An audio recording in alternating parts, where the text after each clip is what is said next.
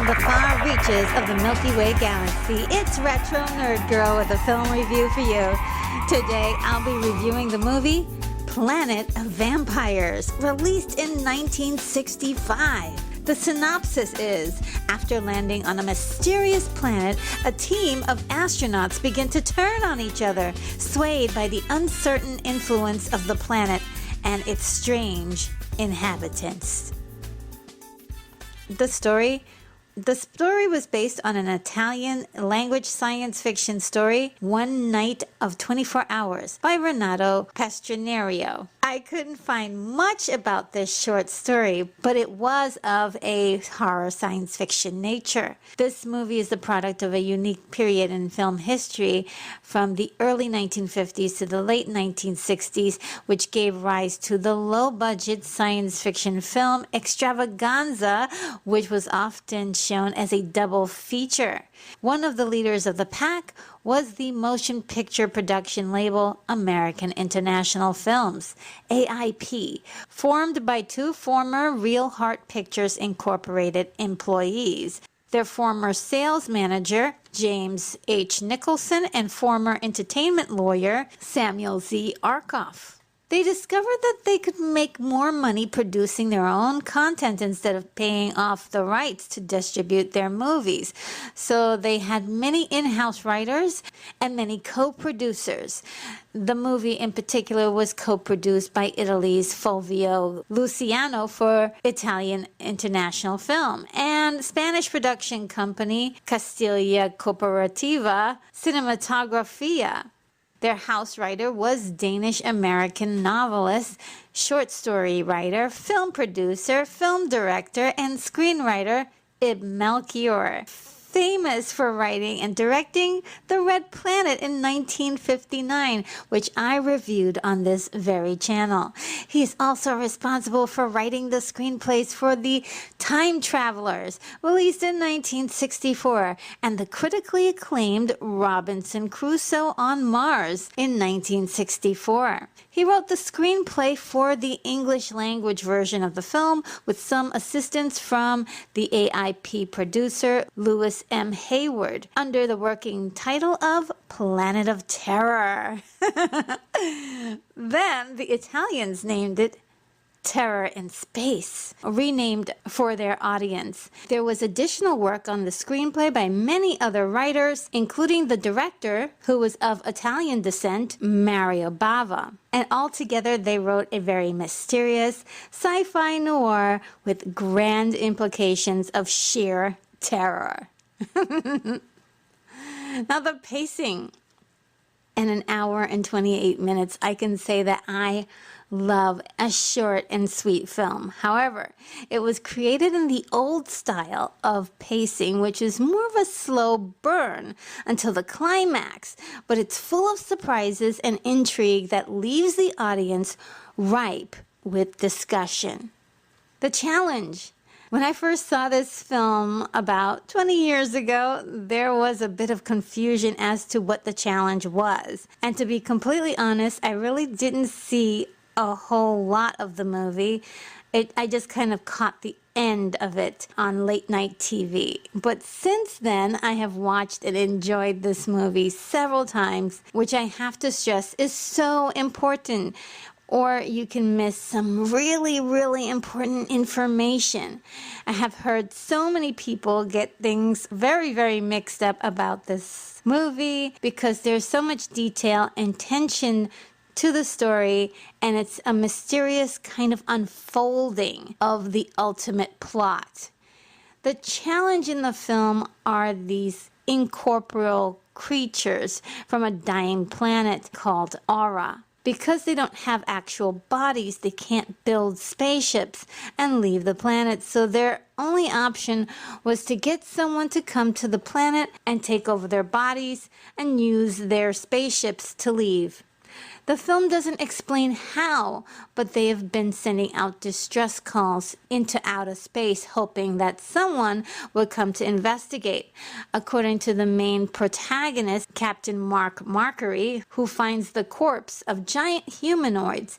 These appear to be the remains of ancient travelers to the planet. They too were attracted to the planet from a distress call. It's uncertain why they died, and the film leaves that to your imagination. But whatever happened, the Orans failed and the giants managed to save their home world. It seems as if the Orans can gain temporary control over living creatures if they are asleep or unconscious, but it's only temporary. If the living creature wants to blend with the Orians willingly, they can coexist in their body. How do I know this? At some point in the film, the Orans attempt to steal a device called a meteor rejector so that they can safely travel through space. While captured, one of the Orans explains this to our main characters. The final way that Orans can completely take over the human body, which seems to be the preferred way, is if it is deceased. So that's the third way that they can gain control over a human body. When it's sleeping, when the participant is willing, and if the participant is deceased. And I thought that it was all interesting because the planet being called aura refers to the word aura, which refers to a quality that surrounds a person or a place or thing. And we get a glimpse of these Orans as flashing orbs of light, energy that barely register in vision. So I thought that was really cool, the play on the word aura. The actual reveal of the Orans takes a while to get to in the film. I love the ambiguity as to who the enemy is because it feels like something we can ponder the details on for days. The title is Planet of Vampires. However, the vampire element is really not present. It's more like Planet of Zombies, or better yet, Planet of the Body Snatchers. In fact, if you look at the gloomy planet at the very beginning of the invasion of the Body Snatchers in 1978, it looks a lot like Aura. And some theorists have imagined that this movie could be a prequel to that one. And I like that theory. It's a fun theory. Now, for me as a vampire lover, I was very, very disappointed that we didn't get to see space vampires. However, I was still rather pleased with this storyline for the challenge. Their efforts come with a bit of struggle, but ultimately they win. And this proves how incredibly efficient their plan is. It really is like a beautiful Venus flytrap ensnarement plan. And at the end of the day, you can't help but admire the intelligence it takes to pull something like this off. With them being so desperate to survive, it makes the challenge understandable and quite impressive. Now, the empathy. The Orans' distress call attracts two interplanetary spaceships, the Galliot and the Argos, on an expedition to investigate it. It's even more exciting for them because the planet has never been explored by their administration. Once the ships enter the atmosphere, they become under the influence of the spirits. The crew begin to murder each other. The story is being told with a focus on the spaceship, the Argos. The Argos has ancient Greek roots. One would be reminded of the ship featured in the ancient Greek story of Jason and the Argonauts. While entering the planet's atmosphere, the crew passed out from the 40G force. This is when the Orians get their temporary control over the crew to kill them in order to gain full control over their deceased bodies and complete their plan. It's a dramatic moment in the film that leaves the viewer in awe and curiosity of what's happening. Only the captain of the Argos is of such strong will by the name of Captain Mark Markery is able to resist the G-force and stays awake during the landing. After noticing that his crewmen are trying to kill each other, he is able to snap them out of their murderous trance. Captain Markery is a middle-aged man that displays wisdom, courage, and is the archetype of the classic 1950s, 1960s action movie hero. This is about all of the character development you're going to get from him. Although I did enjoy his monologue in the scene with him recording his captain's log, he says, "A captain should not be afraid, and I confess now to whoever may hear this that today, now, I am experiencing fear. I must not let my crew know this. I must keep them busy. I must not let them know that the situation appears more hopeless with each passing day." Now this speaks to the code of the captain to remain stoic for his crew. He's terrified, but he must never reveal his true emotions to keep up appearances. I love that detail that we get about his personality and what it means to be a hero. Because sometimes being a hero is about standing strong for others. Coincidentally, close to the end of the film, when Mark and his crew member Sonia investigate the giants who landed on the planet before them, Mark plays what sounds like to be the last entry of the captain's log for that alien. And it was very interesting because there was a similarity that could be easily overlooked. It was very interesting, very spooky in a way, a little creepy. The Argos crew decides to seek out the sister ship, the Galliot, and the Galliot is similarly named after a boat. It is the name of a small naval galley boat propelled by sail or oars. Now, unfortunately, there was no one like Mark to save the day and stay awake during the G-force landing. So the Galliot's crew killed each other, and eventually the dead were all taken over by the Orans, and the story becomes a creepy horror event of the dead rising, killing the surviving crew members and increasing their ranks. I mentioned Sonia, who is not really a love interest, thank goodness, but she is a very competent crew member, and the one that Mark seems to trust very much. If you see Mark, she's probably somewhere very close by. The next crew member that is probably next to the most important is Wes, who is a tech whiz. He fixes the ship, and Mark heavily relies on him for his expertise. For the most part, he too has a very shallow character development in the film. However, we learn that he is dedicated to his job and trusts Mark with his life. He is the surprise hero in this film who actually saves his world from invasion by destroying the meteor rejector. Now, the technical aspects. Besides the compelling story, the film delivers when it comes to the technical aspect. The film's budget was only a bare $200,000. Can you believe that? That is incredible if you can think about all of the sets, costumes, and creativity that is featured in the film. For 1965, this was incredible. I heard many complaints about it because it was made only 3 years before 2001: A Space Odyssey in 1968, as if the production was slacking. It wasn't. Again, the budget was only $200,000. The Odyssey cost $10 million to make. To compare the two to each other in that respect is vastly unfair. Mario Bava made every decision based on his restricted budget, so all of the visual effects were done in camera. He used forced perspective with miniatures and mirrors to give the illusion of the set being a sprawling landscape. What a wonderful low-budget technique. This planet looks as if there are many rocks throughout, but in actuality there were only 2 plastic rocks, and they multiplied it in several shots with mirrors and multiple exposures. Really amazing, amazing job. What really enhanced the look of this alien planet was the use of colors and fog and mist and these interesting set pieces.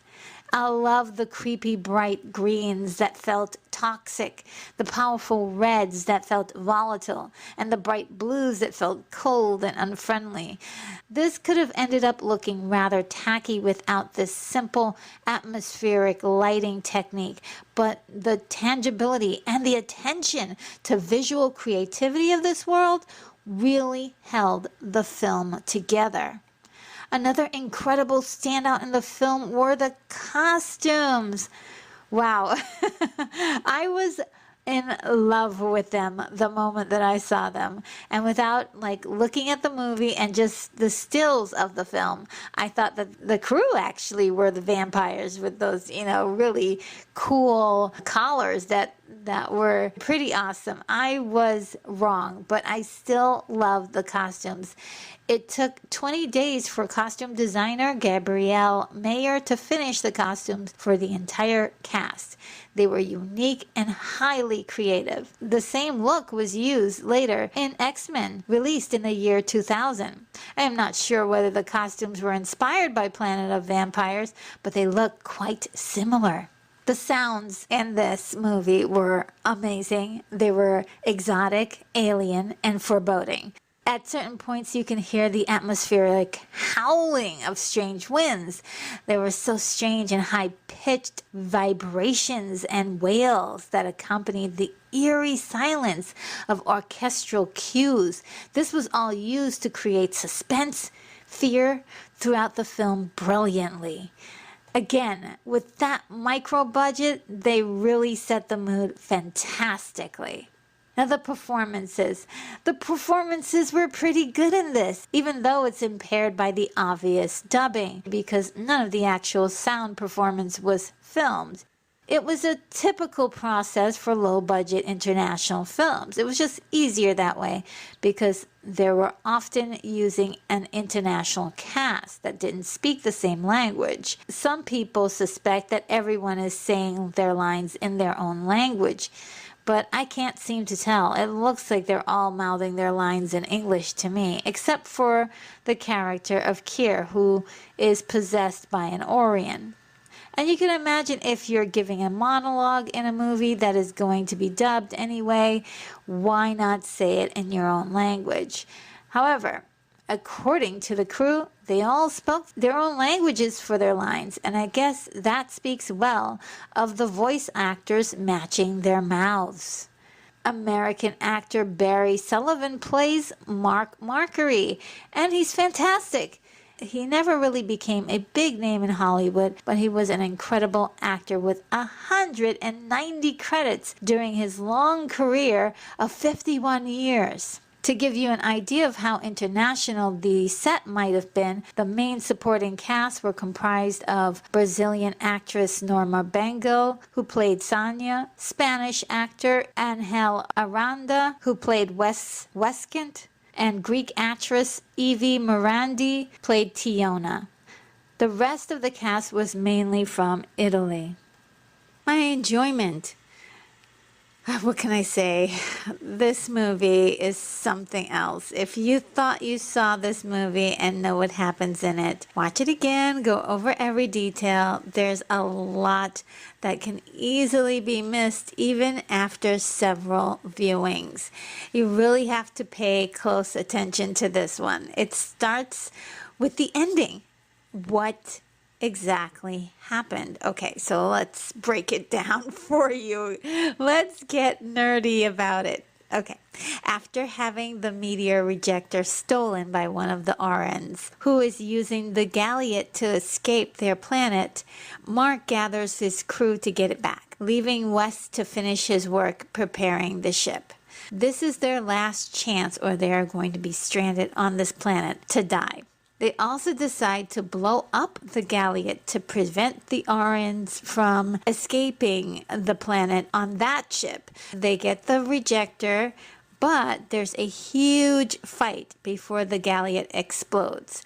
Only Mark and Sonia make it back.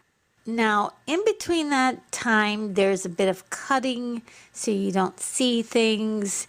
It's a little weird. We're not given a clear picture between the time that there's a huge fight and all of the characters are fighting each other in front of the galliot, and Mark and Sonia making it back to the ship safely. So as soon as they get on the ship, Wes initiates the takeoff sequence.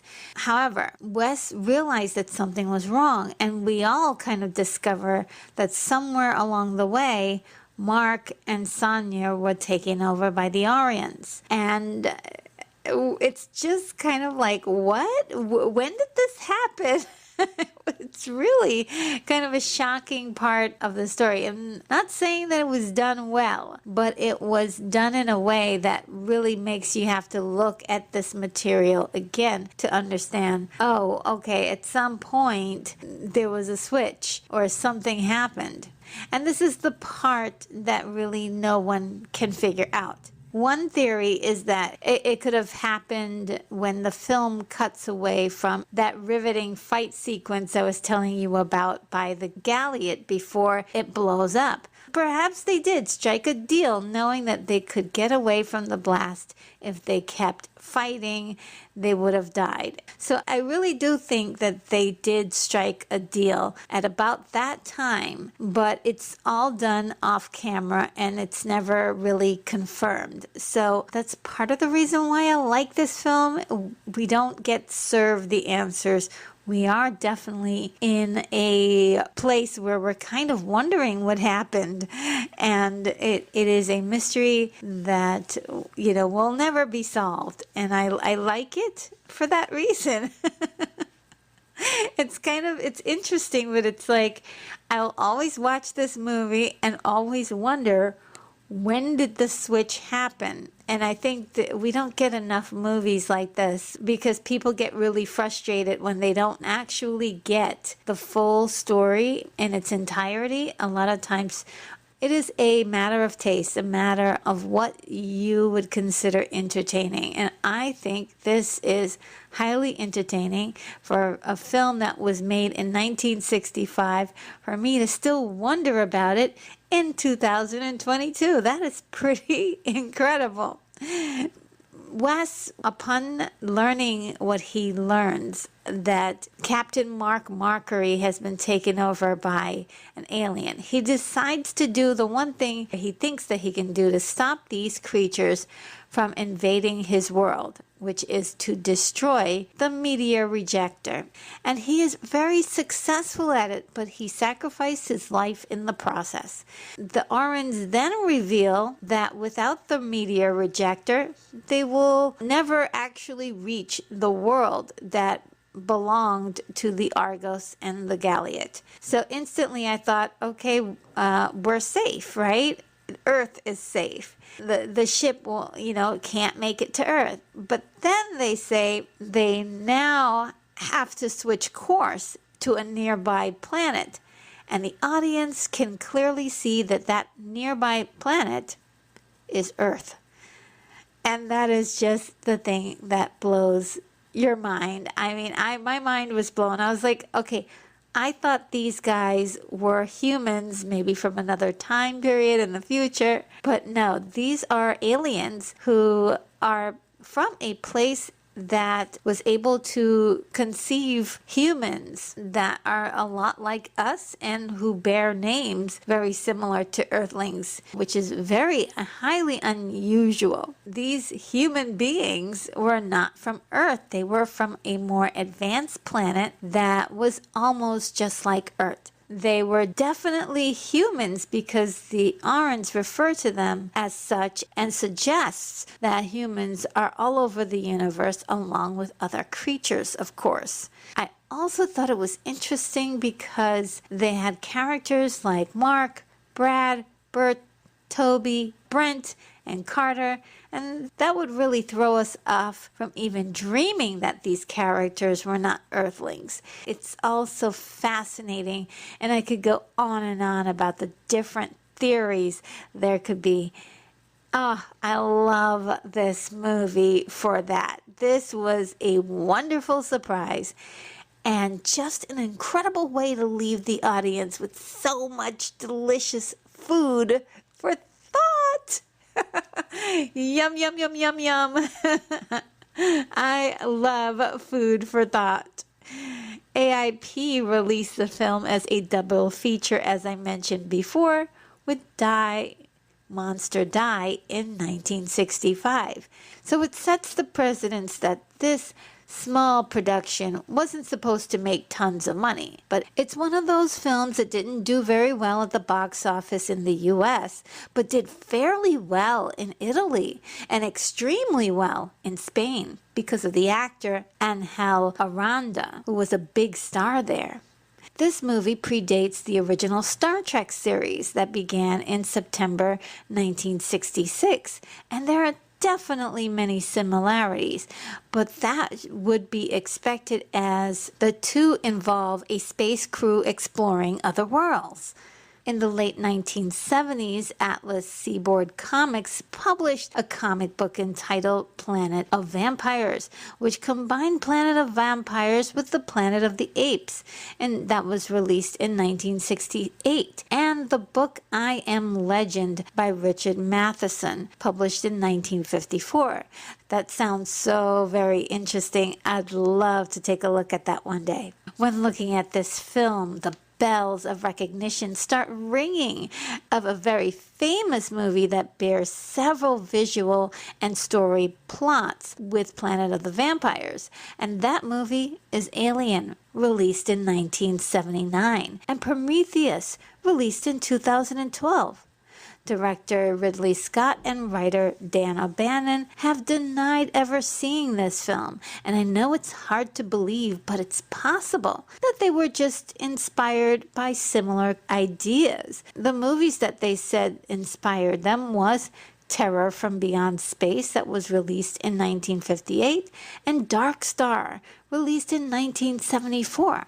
However, after seeing both movies, the themes are quite similar, and some people have said that it's possible that there are similarities between the two movies because they share the same visual effects artist, Carlo Rambaldi.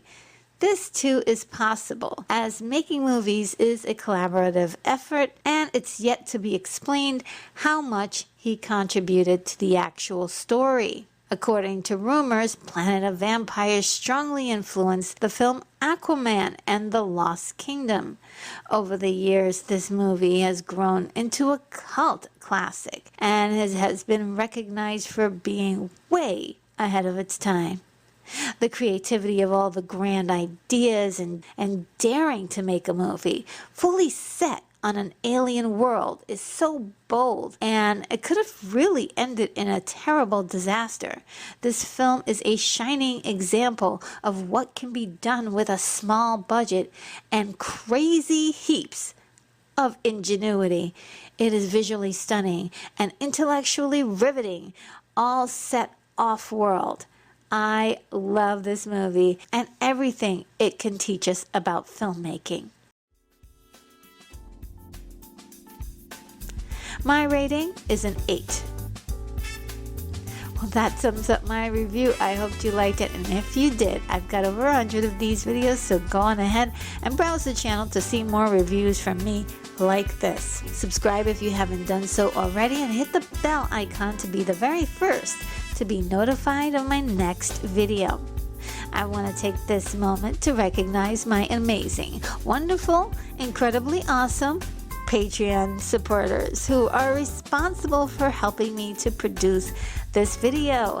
Many thanks to these incredible movie lovers for their incredible support. You too can be on this list by heading over to Patreon and getting a bit of behind the scenes stuff that you don't get from me on YouTube. This is Retro Nerd Girl signing off.